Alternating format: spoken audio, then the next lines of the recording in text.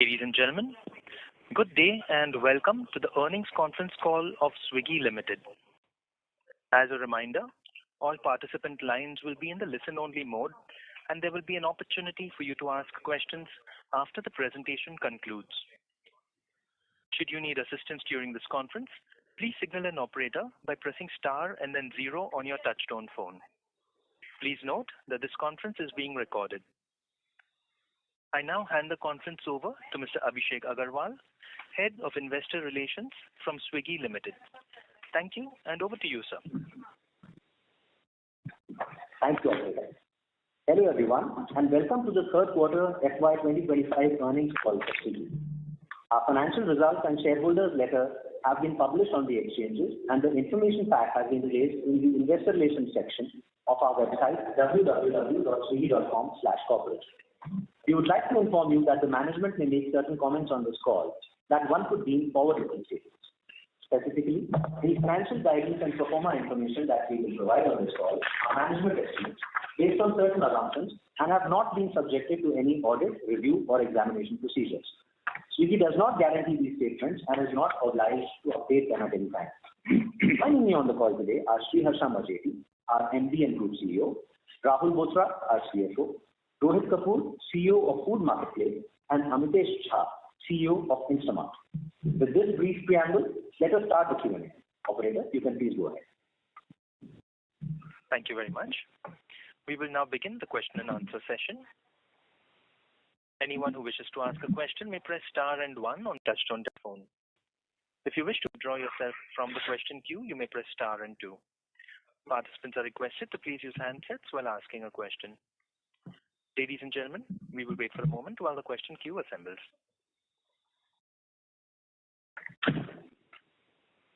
First question from the line of Sachin Salgaonkar from Bank of America. Please go ahead. Hi, thank you for the opportunity. I have 3 questions. First question is regards competition. Clearly in 3Q competition was high. I just wanted to get a sense that, are you seeing signs of competition abating?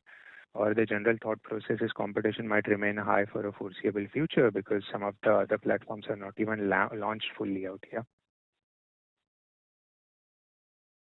Okay. Hi, Amitesh here. I will take the first question. See, it's very difficult to actually crystal ball based in terms of what is going to happen in the market. The way we essentially look at it is that the total addressable market size is big. The opportunity is extremely high, and for this size of the market, the interested part will be more, and competition essentially will be there. So the way we look at it is that the competition will always exist. Intensity is very hard to get or gauge immediately right now, but at least for some time we see it being at the level that we are seeing right now.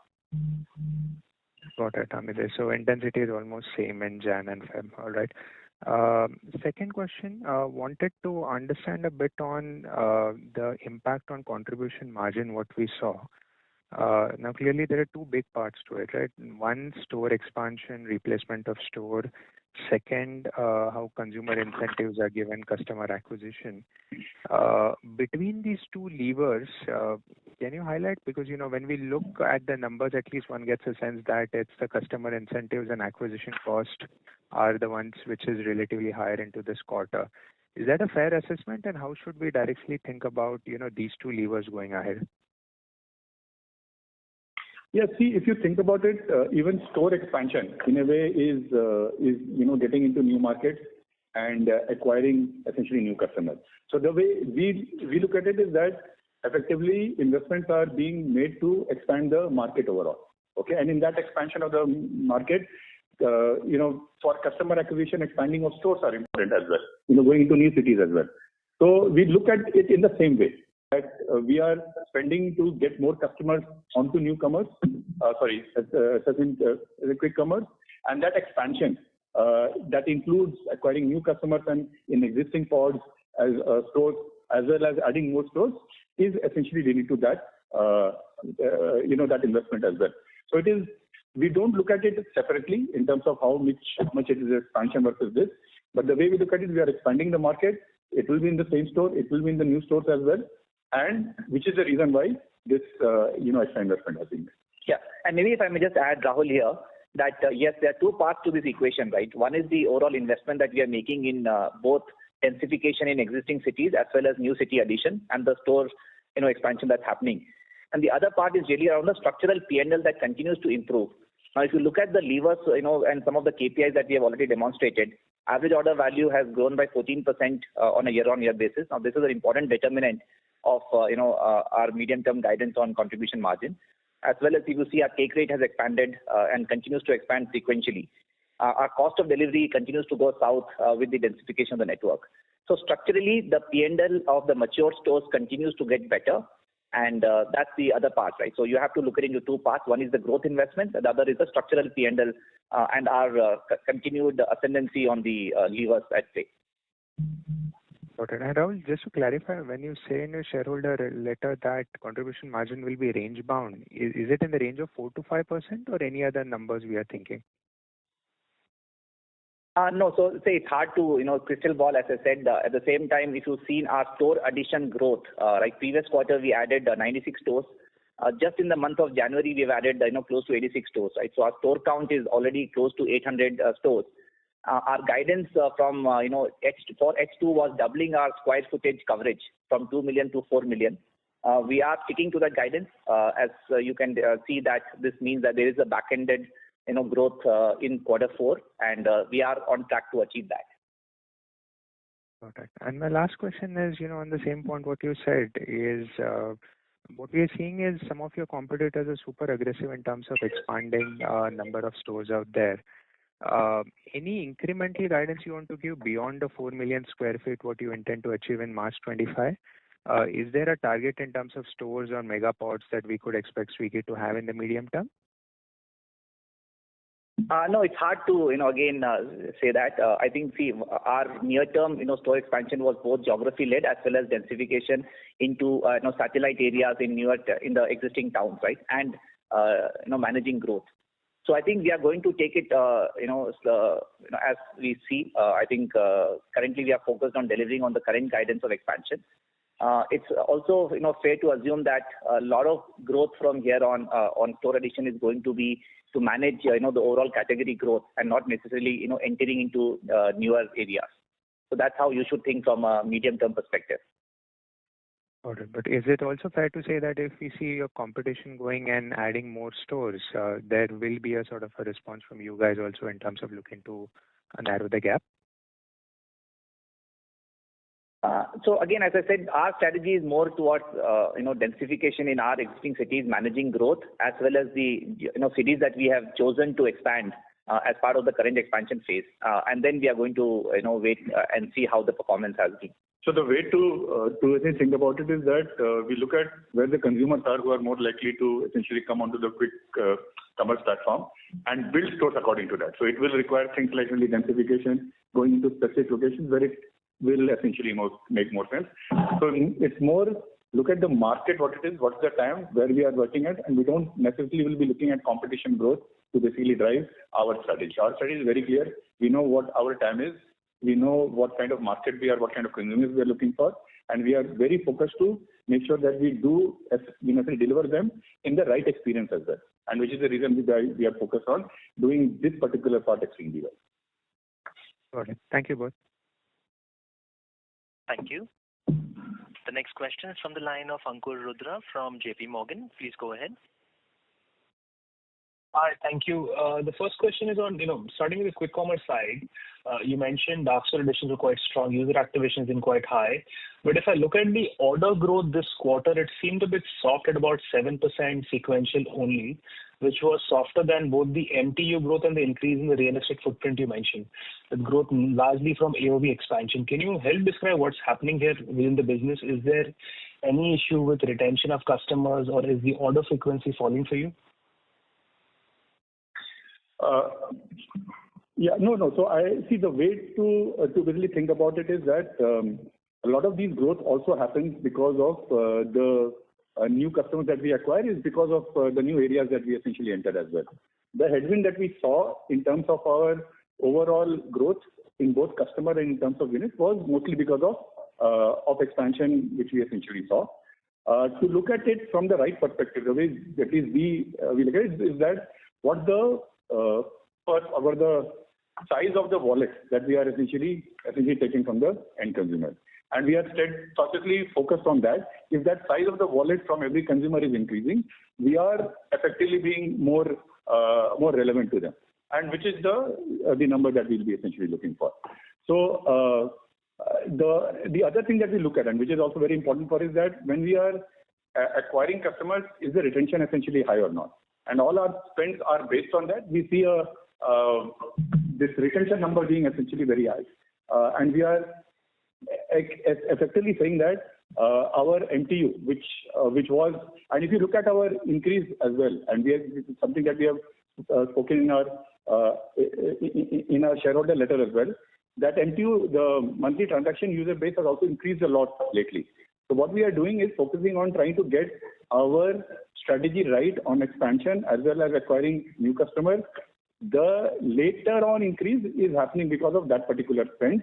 The headwind that we saw was mostly because of not increasing the rate of the stores as much as we essentially wanted. No, I appreciate the fact MTU has grown a lot. My point, Amitesh, was in terms of the order growth was only 7% sequentially. If you had about 12% growth in MTU, you should have ideally had, if the frequency of ordering is broadly similar, you should have had a stronger overall headline or number of order growth given footprint is rising. I was just wondering if there's anything specific which you faced during the quarter which may have held the order growth back, or is there anything seasonal in your business which you may have seen? Yeah, I think one of the things that we saw was the store expansion was also a bit essentially back-ended, which is the reason why you see that MPU and order. So what essentially happens is when you acquire a customer, their orders won't increase immediately. And if the store expansion is a bit back-ended, new customers are going to come essentially later in the quarter, and which leads to these particular essentially numbers as well. So to really think about it is that in general, our growth is related to what is the percentage of new customers or that we are essentially having. If those percentages are higher, it will lead to a lower order frequency as well, and that is what we are seeing right now. Understood.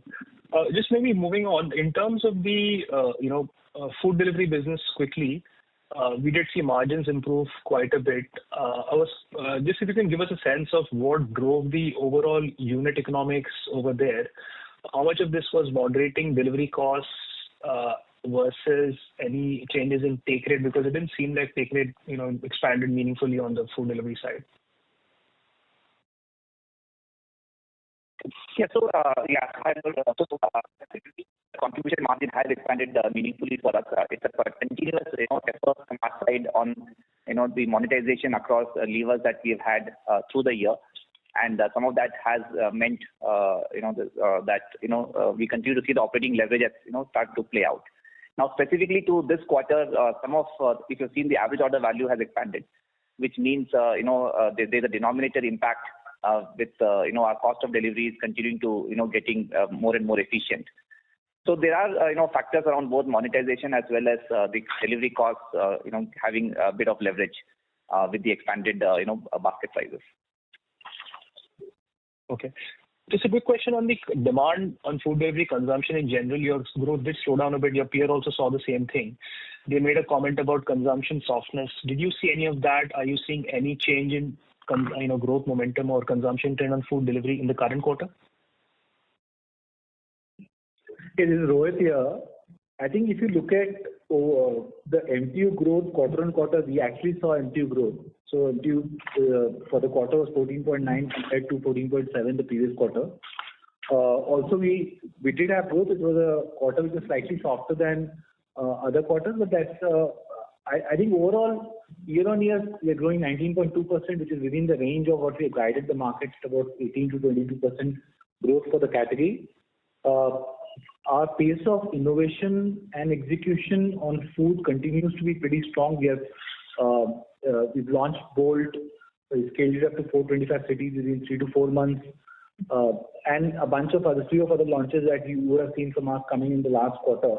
I think even if there are some headwinds which are there in the economy per se in certain segments, the present budget which has on the tax cuts, we do believe gives an impetus to a large section of the tax paying segment below 12 lakhs, and that does constitute many of them will be consumers of our services. So we do feel at this point in time, as facts stand today, reasonably that the guidance that we've given is operating in the range. I think food will be a little bit of a seasonal business, so quarter-on-quarter variations are not unlikely. But secularly, over the short term to medium term, we don't see a significant headwind. And of course, we have our job cut out in terms of innovating, developing new use cases, and creating more opportunities for the consumers to use us. But structurally, we don't see any big change from last quarter dialogue and guidance that we given first time after listing. Thank you. Just a last question on working capital. There appears to be an increase in receivables for the last 2 quarters, in fact, the 9-month period, and almost a positive working capital cycle for 9-month 25 versus negative working capital cycle last year. Is there any change in the business which is driving this? If you can highlight what's driving this in general. Thank you. Sure. So as you can see, with the overall advertising pie increasing specifically in the quick commerce business, where typically the FMCG companies and the brands, pay us with a certain, credit cycle. So that's been the large determinant of the increasing working capital on that line. Okay, it's only that both the quarters? That's right. Thank you. Okay, thank you, and best of luck. Thank you. The next question is from the line of Aditya Soman from CLSA. Please go ahead. Hi, good evening. And sorry to dig a little bit more on this contribution for quick commerce, but I see that the contribution has actually gone down by about 14 rupees per order. This has gone down from sort of contribution loss of 10 rupees per order to 24 rupees. Now, if I see the drop for Zomato, while it was also there in the quarter, it was much lower from 25 to 21, and they added almost 2x the number of stores. And you also indicated that your stores were more back-end towards the end of the quarter. So I'm just trying to understand where this incremental cost has gone in, because you also saw a significant jump in AOV and take rates also improved. So I'm just trying to understand how this contribution per order actually works in so much. Thanks. Yeah. So thanks, Aditya. I think if you've seen, some of the reasons that we have mentioned specifically around the investment that have gone into the contribution margin line includes, the elevated expansion activity that we have done in terms of adding stores. It's also got to do some bit of the heightened competitive action that we have seen in acquisition of new users, as well as some of the dormant reactivations. So we have seen an investment increase overall due to these two factors. But I'm just comparing like for like, because even if you compare with your competitors, they also seem to have similar growth, but the take, and your take rates actually improved, and so I'm just wondering, on a like for like basis, why should it be that different? Where they have seen a 3 rupee drop per order, and you're seeing almost a 14 rupee.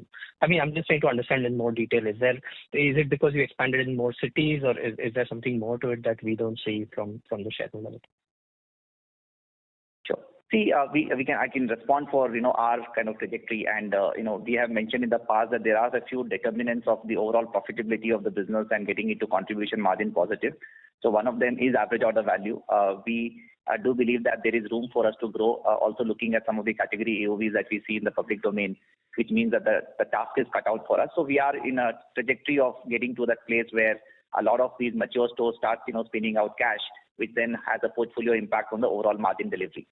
So for us, we are slightly behind the curve from that perspective in terms of maturity of stores and the profitability profile, which is led by some of the average order value, line, as well as the advertising revenues, which have started to move up meaningfully.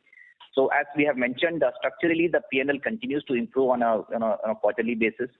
Some of the mature stores are starting to reflect what steady state unit cost should look like, with both operating leverage kicking in and some of these monetization levers also kicking in. So it is a path, it is a trajectory that we are guiding to, and we are also staying committed to delivering a contribution margin positive by the O&D quarter in the current year.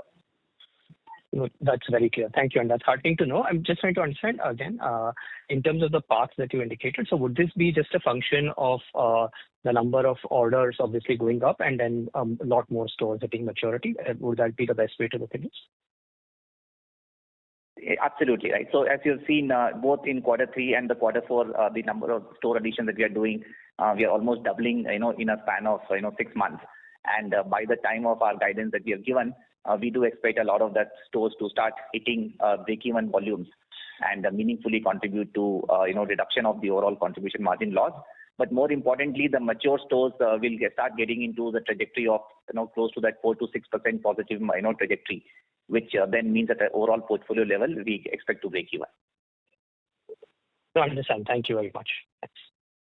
That's it. Thank you. The next question is from the line of Sudhir Guntupalli from Kotak Mahindra Asset Management Company. Please go ahead.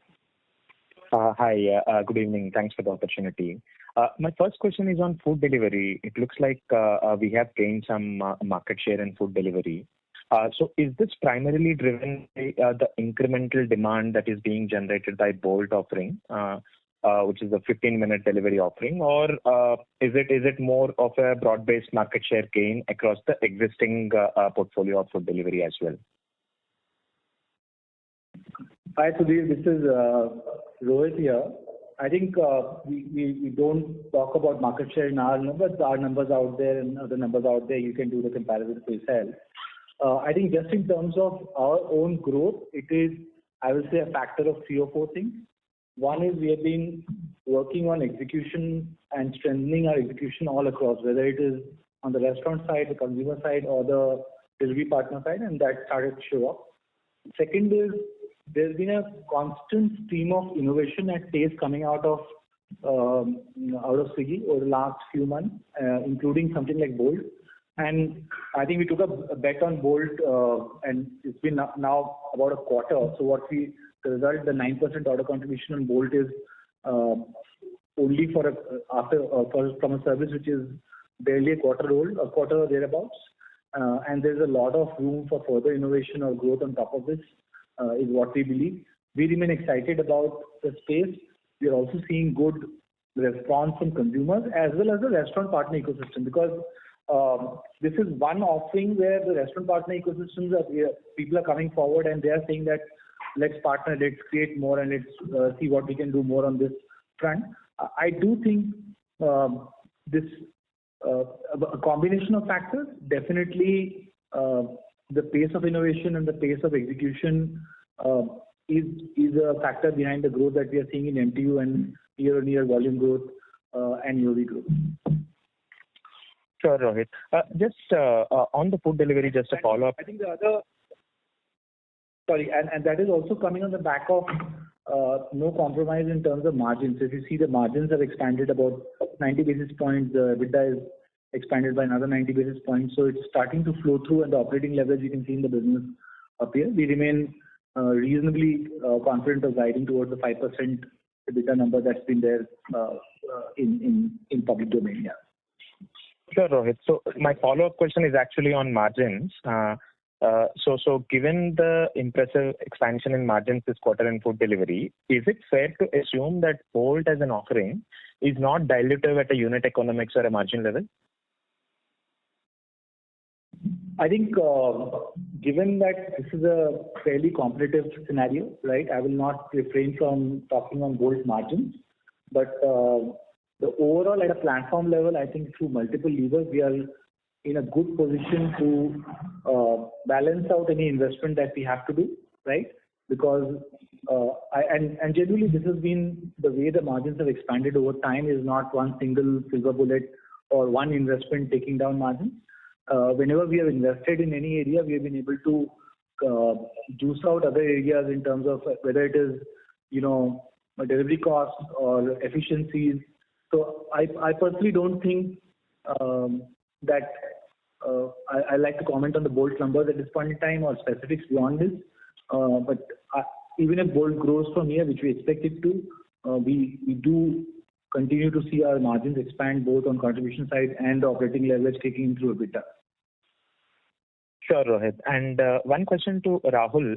So you are maintaining your contribution margin break-even timeline of OND quarter, despite calling out a bit of a heightened competition and also that very back-ended store additions. Even next 2 months, you have 100 stores per month kind of an addition. Despite all of this, you are talking about contribution positive by OND quarter. So what gives you that confidence? Firstly, on adding 100 stores per month, what gives you the confidence? Secondly, despite these factors, getting contribution positive by the same timeline, what gives that confidence?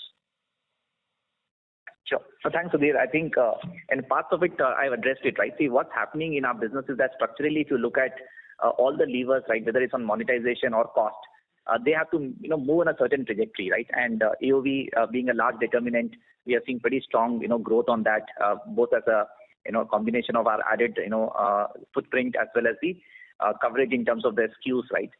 Where a lot more customers are getting access to a lot more categories and SKUs. So that, continues on a very positive trajectory. We maintain our guidance of, delivering double-digit YOY growth for the near future. And that is a meaningful, change. The other thing, what happens is, as I mentioned, any new store takes anywhere between 6 to 9 months to what we call hitting the break-even volumes, right? And towards the, end of our guidance, quarter, we do expect a lot more stores to be in that, zone. And also the pace of store expansion may not necessarily continue at the current level, right? Because one of the things that we have done through our mega pod expansion is also, get users a lot more access to categories without necessarily having to add a lot more number of stores itself, right? And at the same time, delivering the customer experience. So there is, strategy that we have to be able to get many of these stores mature by the time our guidance, is currently given. Fair enough, Rahul. One last question as a follow-up of what Ankur has asked earlier is the transacting user growth of 12% sequentially looks very good. But the order growth being slightly lower, is there any intervention from our side in terms of increasing the minimum order value for free delivery, so on and so forth, which has led to an increase in AOV, but a bit of a reduction in the frequency? Or is it completely led by, let's say, more new users in new geographies coming in with a lower frequency? Yeah. Hi, this is Amitesh here. For Instamart, yes, the MTU growth is really led by new users. New users typically take some time for them to mature and be sticky to a platform. The larger part of the headwind is essentially that only, and that's the right investment to make as well, because that leads to a better, larger market for the platform. We believe that doing that investment earlier is better than doing it later, which is what essentially Rahul was also speaking about. So yes, fair enough, sir. All the best. The main reason is that, yes. Sorry. Thanks. That's it from me. All the best. Thank you. The next question is from the line of Swapnil Potdukhe from JMFL. Please go ahead. Hi, thanks for the opportunity. So I had 2 to 3 questions. First on Instamart side. So there was a launch of a standalone Instamart app in this particular quarter. Have you guys seen any incremental adoption because of the app, and do you see any benefit of having a segregated app going forward, and will you see any changes in your strategy? Hi, Swapnil. This is Harsha. Honestly, the app only launched last month, and it's very early, and we're closely watching and understanding user behavior, and we'll be able to share more information once we've seen the progress over a period of time. And definitely, I think the intention, as we've written in the report as well, is that, as the user base expands and goes into a lot more cities and categories, I think we're definitely curious to understand user behavior and how it progresses, and when we have more information, we'll be sure to share it. Okay, no worries. The second question is with respect to your fixed cost on the quick commerce side, especially because they seem to have gone up meaningfully. Now, I understand there was some branding related expenses increase, and there was also some new hirings that happened in the quick commerce business. But my question then is like, have you seen all those costs, are they in the base of this particular quarter, or we could see some of this incremental costs coming in, next 1 or 2 quarters as well? Sure, Rahul. Yeah. So I think, as we mentioned, a lot of that additional cost has gone into, both performance marketing as well as, brand marketing, which is to get higher number of customers onto our platform. We do expect, as we had mentioned that at least the next 1 or 2 quarters, this heightened activity to continue because there is slightly, competitive, environment is at play right now.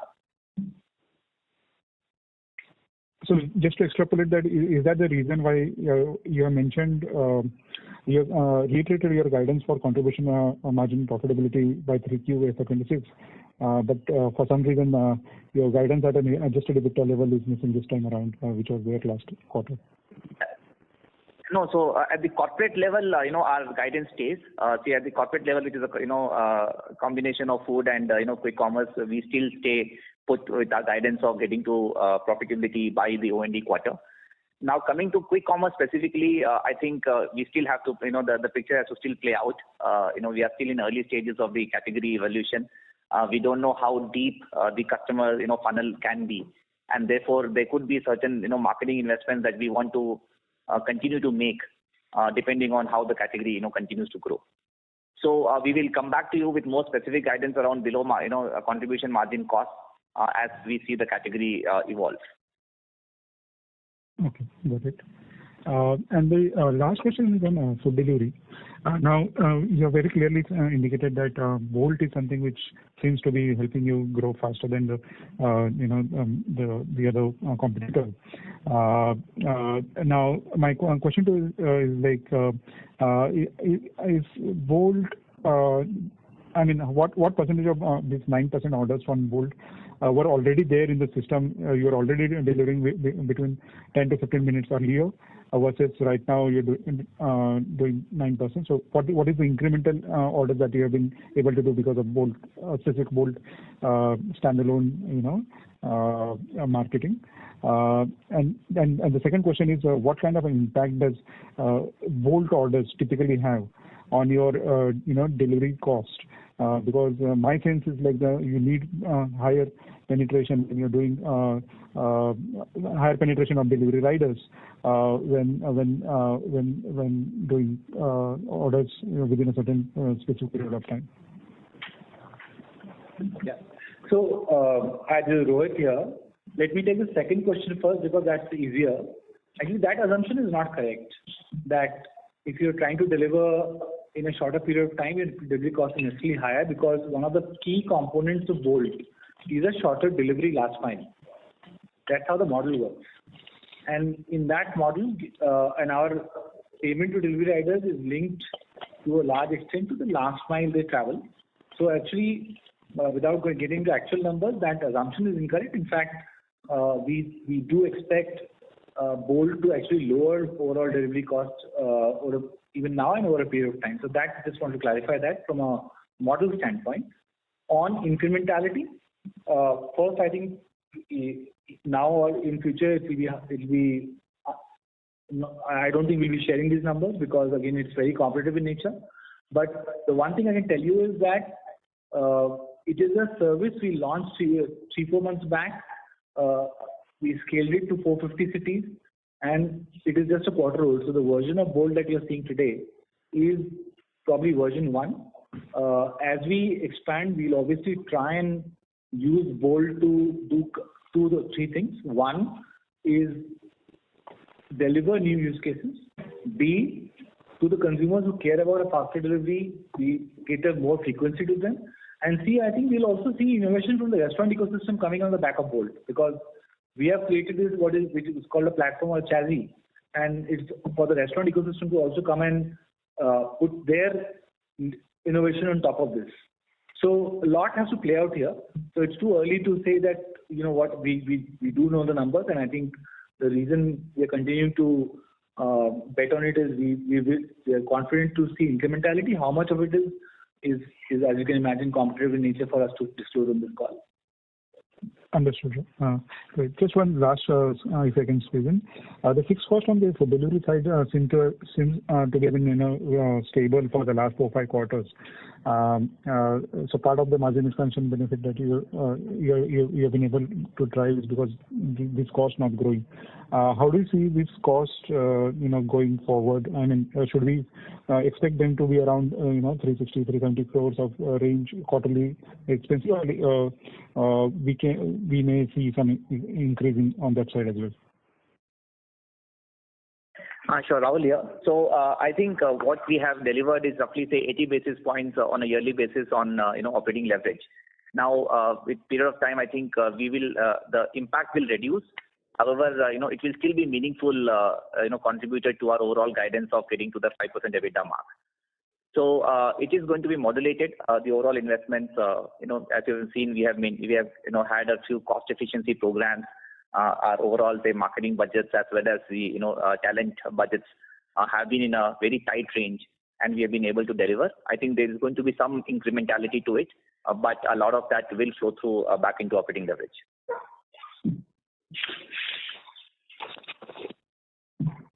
Thank you. The next question is from the line of Vijit Jain from Citi. Please go ahead. Yeah, hi. Thanks for the opportunity. My first question is, you added 96 stores in Jan, which is a pickup versus the entire of quarter 3Q. So how much of the contribution margins in the quarter is due to stores not yet active as of December 24? And if you can, separately just talk a little bit about, between when you start to see expenses on a store and when it gets activated on the platform, what is the kind of time horizon are we looking at?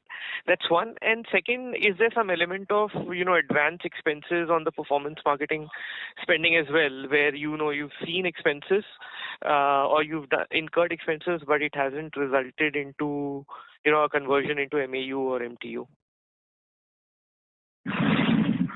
Right. So the first question around the store cost or the fixed cost that we incur before the store become operational. So typically that lasts for roughly 30 to 45 days, and that's already factored into the current margins that we have delivered. The second question around the digital marketing and whether that's given the results. By the nature of it, performance marketing is meant to give immediate results. Now, due to heightened competitive action, the CACs can go up or down depending on how much of investments are going into it by the category. So that's something that we do see some bit of headwind there. But over time, we are also getting lot more efficient. The overall category growth is pretty stellar, and we do expect CACs to continue to go south. Got it. So Rahul, just to clarify on the first part, when you say 30 to 45 days, so there will be some expenses related to these 96 odd stores in January above the contribution line as well for quick commerce? That's correct. So that's already factored into the O&D quarter. Got it. Thank you so much. Thank you. The next question is from the line of Gaurav Malhotra from Axis Capital. Please go ahead. Yeah, hi. I just wanted to check, coming back to the contribution margin for quick commerce. Now, the aggression in the market, I think so probably started mid-quarter in 3Q. It was obviously not there for the entire quarter. So the full impact of that will be probably seen in the fourth quarter, the Jan to March. And we are also sort of, ramping up the store additions during the same quarter. So we just wanted to get some understanding as to, then how should we think about the being in the similar range, the contribution margin, when the competitive intensity will be for the full quarter and there will be also accelerated store count. So how do we sort of reconcile this along with the margins being in the same ballpark? Thank you. So see, it's hard for us to give a specific number in terms of how this will play out. I think, however, we do believe that it will be in a tight range, right? So the overall, say, margin contraction that happened, sequentially, we don't expect the same, level of margin contraction to continue. So it will be in a tight range. Okay. All right. Thank you. That was it. Thank you. The next question is from the line of Garima Mishra from Kotak. Please go ahead. Yeah, hi. Thanks so much for the opportunity. First question, again, competitive intensity on the quick commerce business, right? I mean, one aspect is discounting. The second aspect is also on elevated costs that you might see for expenses such as rental, delivery agents, etc. So can you comment a little bit on the latter part? Are you seeing high rentals and other costs in general as your competition also is expanding quite rapidly? Hi, Amitesh here. See, one of the things that we also spoke about is that we are looking at our P&L in a very structural manner, and in that, obviously, costs are an extremely important part of it. So there is absolutely no impact on rentals. Our cost efficiencies are actually becoming better because we are seeing more, densification of order also, because of which the last mile cost also goes down. The AOV is also essentially going up. That also helps in better operating leverage as well. So generally, to answer your question at a very high level, no, that competition intensity is not going, and we are also being very committed to our discipline to cost, to make sure that we are not letting go on area which is very very very structural to any kind of retail business. But Amitesh, that is the contradiction, right? Because those areas would be important to others as well.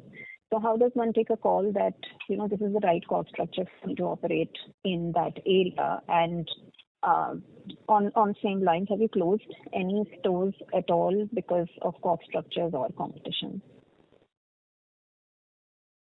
Sorry, I didn't understand the question clearly, but if the question is on that, are we making sure that whenever we are opening a store, we are not putting it in the we have not shut down any pod for any kind of competitive reason at all, nor we have taken up any pod, which is so whatever shutdown of stores happens is basically because we want to relocate the stores, move to certain other regions, and we have a very fair idea of what is the structural cost to run a store, and we are making sure that whatever we do, we don't really deviate from there. But I didn't understand your question clearly. If there is something else, please do help me understand. No. That answers the question. Thanks for that. Second question on Q3 is that you have given out your target of achieving contribution margin eventually in this business. So does that sort of assume that the addition of stores, the pace of addition of stores starts coming off? Because if this addition just remains very high, achieving that target becomes that much more difficult. So just trying to understand how to read that. Yeah, so Garima, maybe I can come in here. So as we have mentioned that, as a combination of, the average size store as well as the mega pod, we do expect to increase the overall coverage in terms of, categories as well as selection available to consumers without necessarily having to add, that many number of stores, right? So most of the store addition expansion after the current, guidance is going to be growth-led and not necessarily, to service unserviced areas bigger too. Yeah, and one more thing that you have to look at that even if the store addition is constant per month, because of the number of additions that we are doing over the first half of the year, the percentage contribution that is going to come from new stores will consecutively essentially go down all the time, even at a flat, essentially addition of stores. So when we are thinking about contribution margin, think about it is that there will be more percentage of mature stores than will be non-mature stores at the quarter where we are speaking about that will be the contribution zero. Got it. And last question from me. This quarter you've mentioned that non-food categories contributed to roughly 86% of your GMV. So how much more can this number go up to? Yeah. Food contributed to 86%, so non-food was 14%. Yeah. Sorry, yeah, I was just trying to reconcile that. So yes, I think last time also we spoke about it. The customers are essentially asking for more and more, categories, and are also willing to have a bigger share of the wallet, and that is the reason why we are expanding our mega pods as well, having a lot more assortment in place, which will be mostly electronics, appliances, I think general merchandise, all those categories. So to think about it, yes, it will continue to go up. We believe that in terms of essentially category growth, the new categories will far outstrip the growth of existing essentially categories, and we see that as a secular trend going forward for at least a year, if not more. Got it. Thank you. Thank you. The next question is from the line of Nikhil Chaudhary from Nuvama. Please go ahead.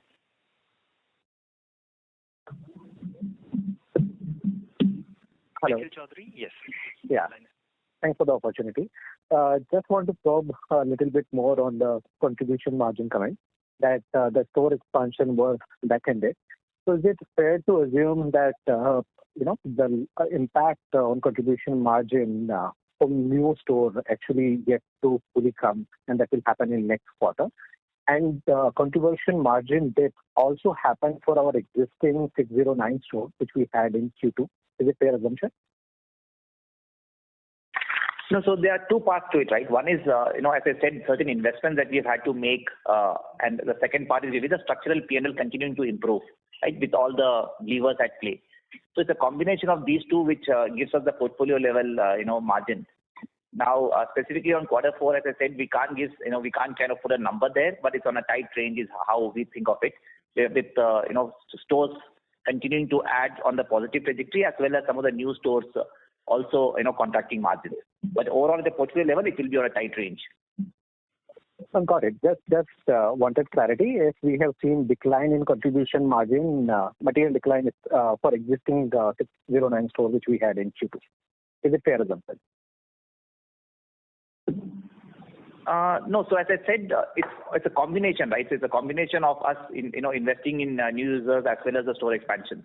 So it's not necessarily to do with the 609 stores, because many of those stores would actually also turn profitable because they would have hit a certain maturity profile.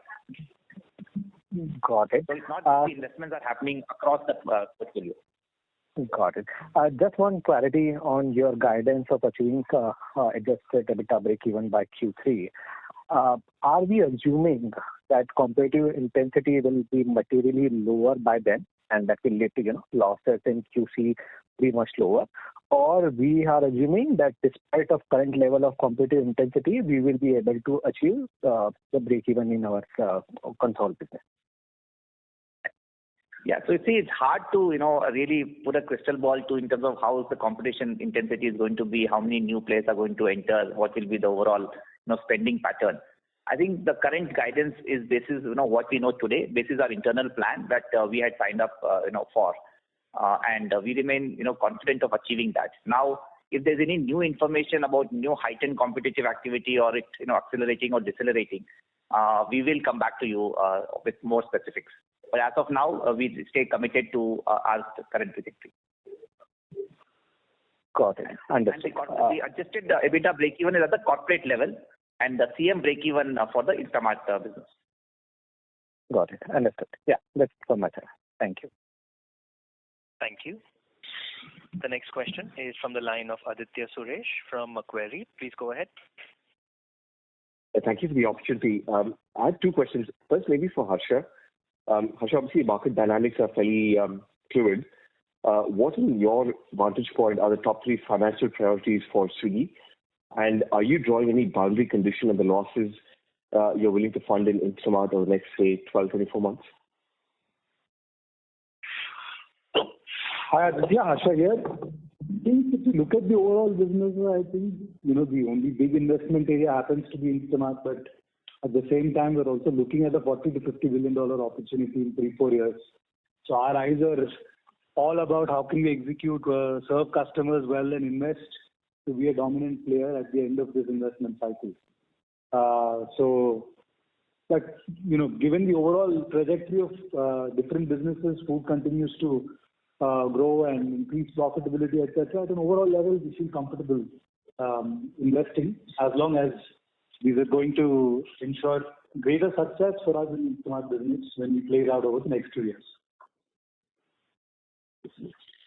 And in terms of financial priorities, Harsha, are you able to rank sort what the priorities are for Swiggy?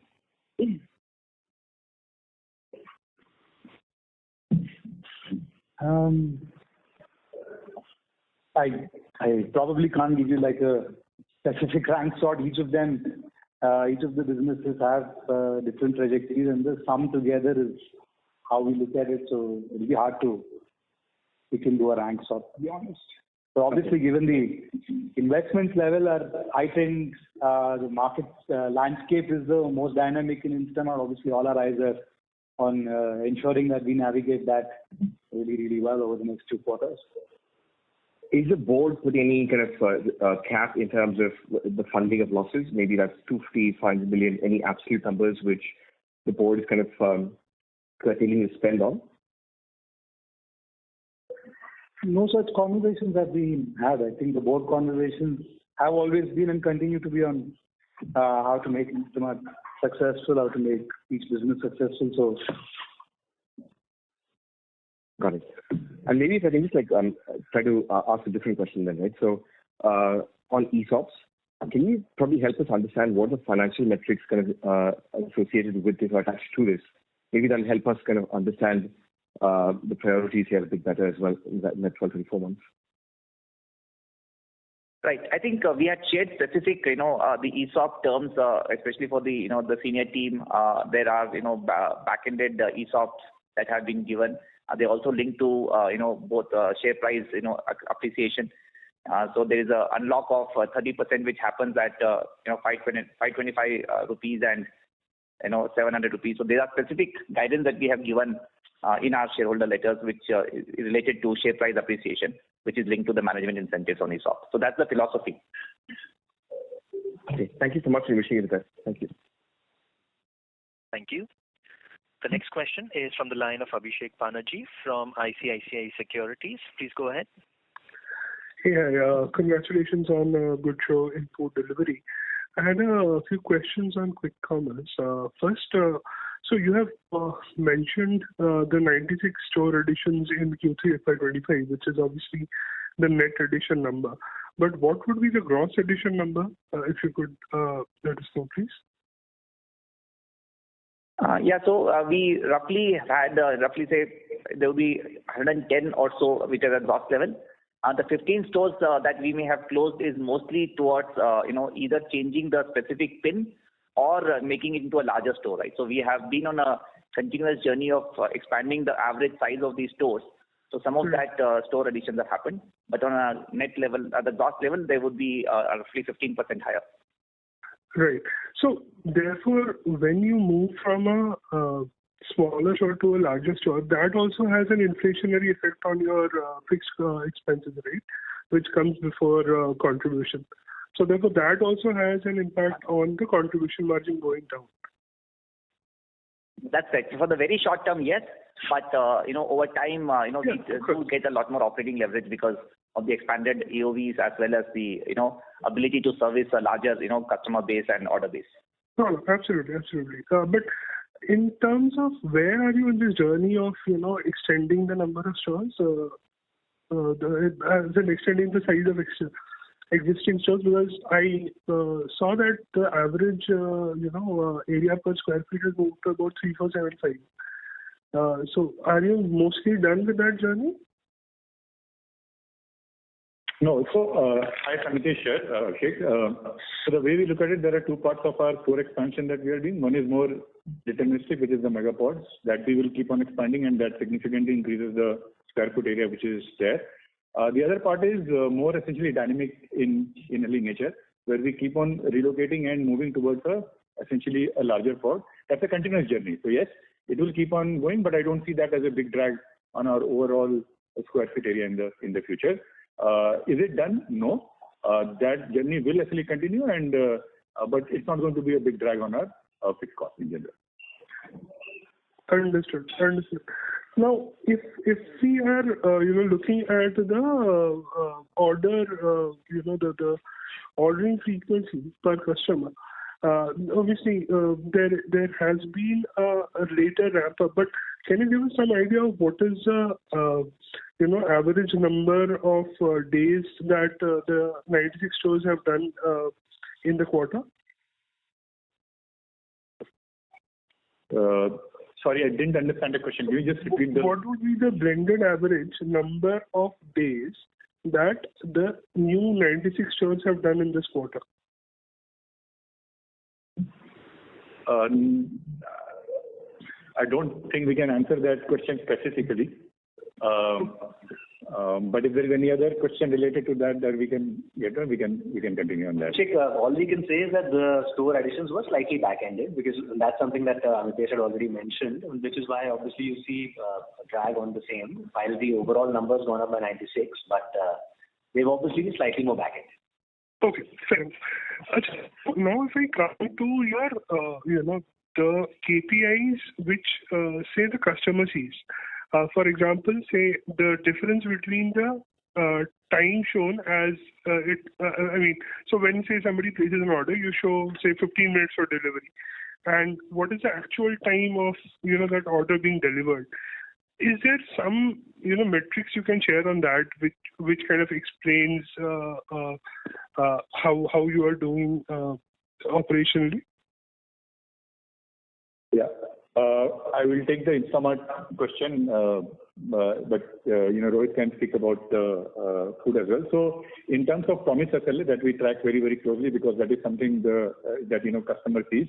We are the industry best. It has been also seen in some of the benchmark studies as well. We continue to improve on that as well, and that will always be one of the top priorities that we are essentially looking for.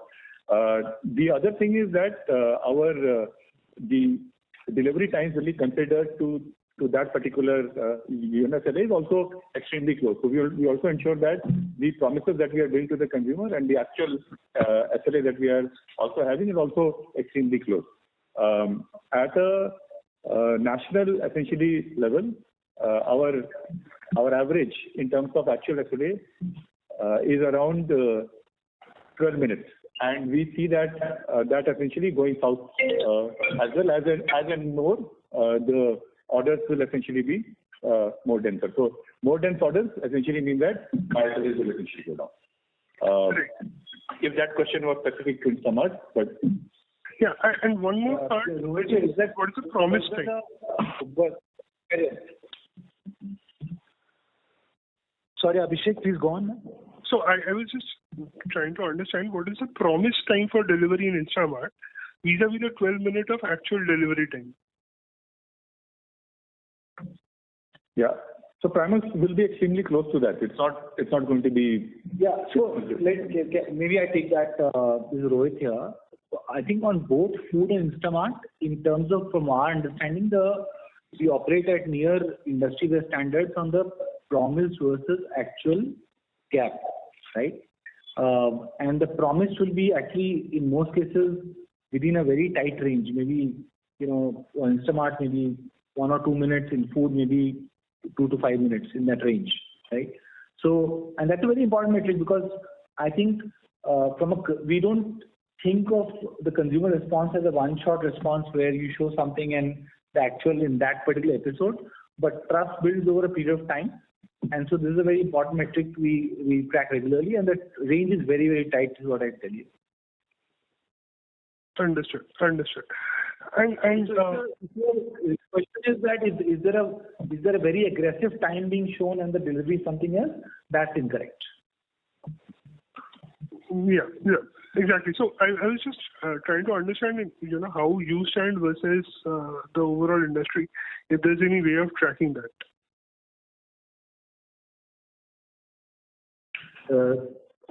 Sorry, say that again. So is there any way of tracking? We track compliance, and we do mystery ordering reports which are third party in nature, where third parties actually studied across players and come back and give us a range of guidance. So this is a very closely watched metric at the management level I track it, Harsha tracks it, Amitesh tracks it. So it's a very important metric we track. And our philosophy is to keep the promised versus actual quite tight. Okay, fair enough. And in terms of Sorry to utilization, interrupt. We request you to please rejoin Sure, the queue. sure. Proceed to the next participant as well. Thank you. Ladies and gentlemen, due to time constraints, we request you to please restrict yourselves to one question per participant.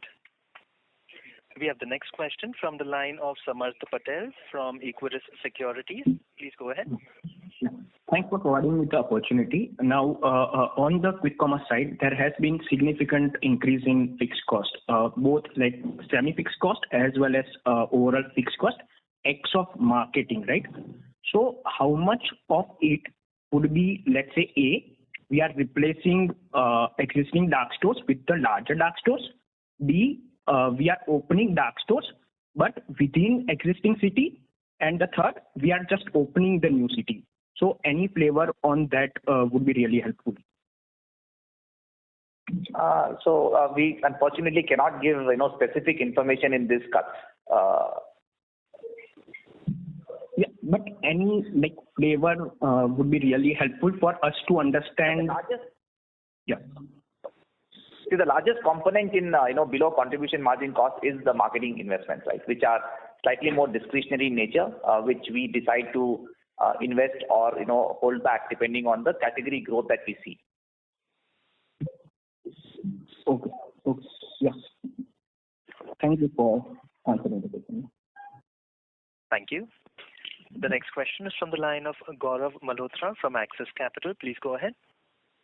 Yeah, thank you for taking my question again. I just had one question. Right now, from an industry perspective, right, everyone is really going out and aggressively expanding, and also providing reasonable discounting in terms of for gaining subscriber share. But what is the risk that at least in some markets we are sort of overestimating the demand because that demand is basically coming from providing higher discounting of products. Any thoughts on that? Yeah, I'll speak about the market in general, and I think which is the essentially question around this as well. See, everyone is expanding. We are also expanding, and we are seeing a latent demand for quick commerce across the city. So wherever we are going, and I think this is one of the standard metrics also that we look at, is that how long does it take for a store to essentially mature? The trajectory for any new store that we are launching in new cities are also following the same trajectory.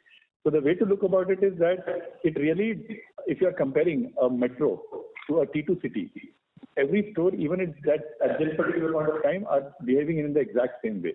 So the way to think about it is there is a latent demand. It is important for the quick commerce space to go and serve that demand. We want to be in the forefront of that, which is the reason why we are investing in expansion of stores, cities, as well as onto marketing.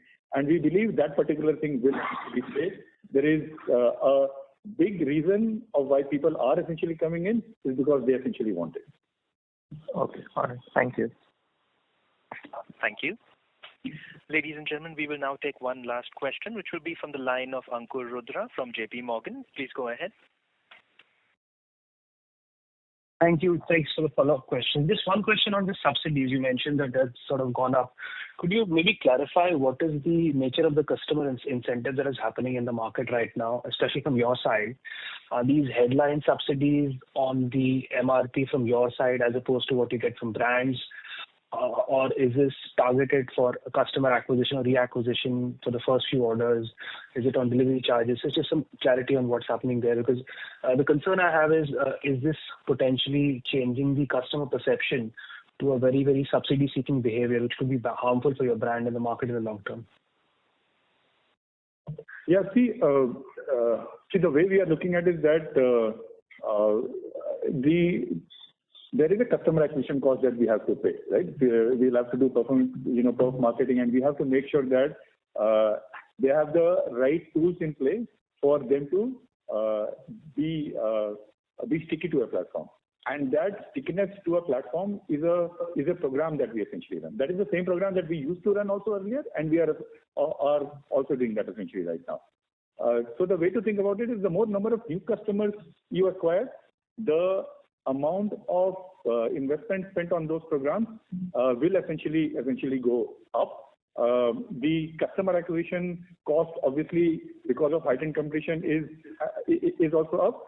But as they mature, okay, generally these customers are becoming more and more productive. So one thing that we track very closely, that's exactly what you said, that is the customer behavior changing because of the way we are acquiring them. We don't see any kind of change in that essentially at all. We see that when we do it over a longer period of time, that stickiness remains, and the propensity to higher retention, higher GOV only increases. We haven't seen a essentially correlation between the customer acquisition cost that we are essentially providing and the retention. Generally, they are independent of each other. Thank you. Just want to clarify here. This is the point about excluding of performance marketing. What's spent on customer acquisition outside of performance marketing? Yeah, we look at it very together because ultimately it's a full customer acquisition cost. The perk is for acquiring a customer, and the incentive are also related to that. So integrated cost is what we essentially look at. Understood. Thank you so much. Thank you. On behalf of Swiggy Limited, that concludes this conference. Thank you all for joining us. You may now disconnect your lines.